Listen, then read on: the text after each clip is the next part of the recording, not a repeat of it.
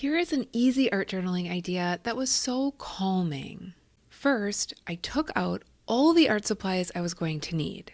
A book of Canson's Artist Series mixed media paper, tempera paint sticks in magenta, yellow-orange, yellow, pale pink, orange, and fuchsia, plus Posca markers in pink, satin pink, fuchsia, yellow, and orange.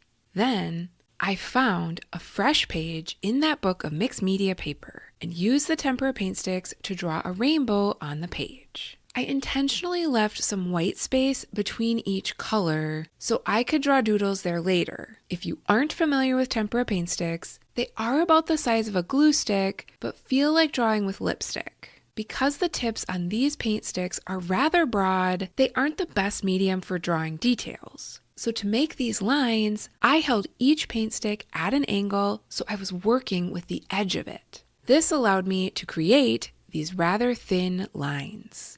And one thing I love about tempera paint sticks is that they dry fully, so you don't need to spray a sealant on them before applying other mediums, such as acrylic paint pens. Now, as I say that, this is not true for all art supplies labeled as tempera paint sticks, but it is true for the 3 brands that I like the best: Shuttle Art, Quick Sticks, and Uli Chunkies. I have encountered a brand here and there that do not work this way, and I believe they are not truly tempera paint sticks. So if you are using a brand of tempera paint sticks other than the ones I listed here, I encourage you to test them on scratch paper to see whether or not they dry down fully. If they smudge after a few minutes of drying time, you likely need to spray a sealant on the page before you add anything on top of them.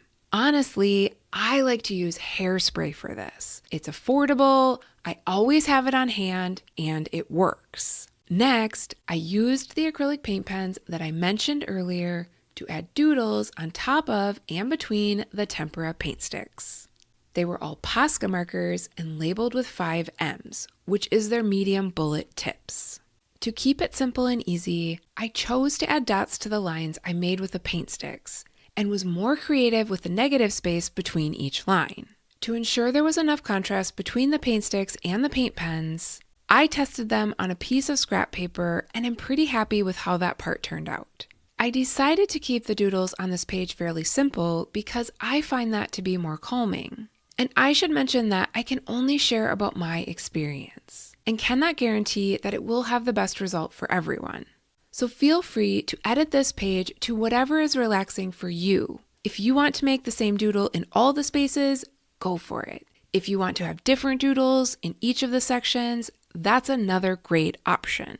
Now, the other thing I wanted to share was that I have found that the Canson Artist Series mixed media paper that I'm using here isn't my favorite for art journaling, but it does hold up well if I'm not using painter's tape or washi tape on it.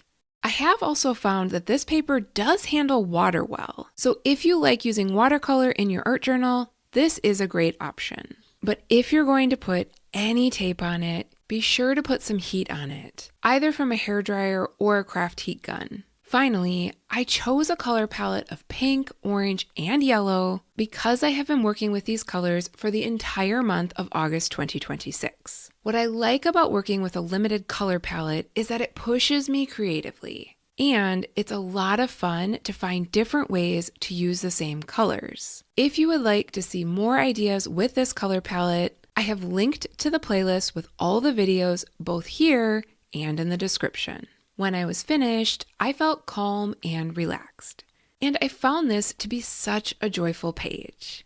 What do you think?